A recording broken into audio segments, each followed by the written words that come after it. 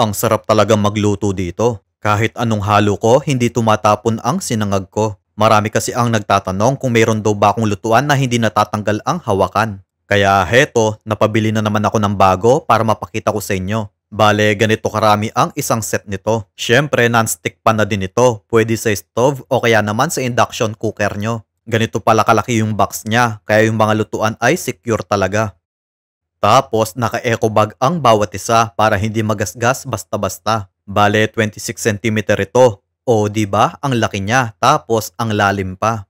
Yung isang takip nito kasya sa dalawang frying pan ko. Heto naman yung milk pot, 20 cm frying pan, 24 cm soup pot, may silicone utensils na din at sponge. Kadalasan na ginagamit ko na non-stick pan sa mga vlog ko ay halos kulay puti. Ang linis kasing tingnan habang nagluluto ako. At kaya ako binili ang isang set na to kasi halos kumpleto na. May kanya-kanyang hawakan tapos may mga takip pa. At di ka nabibili ng silicone utensils mo kasi may nakasama ng dalawa. Para yung non-stick pan mo ay hindi magasgas sa tuwing nagluluto ka. Siguro ilalagay ko lang sa yellow basket or comment section kung saan ko nabili ito. At ang kagandahan dito, ceramic coating na.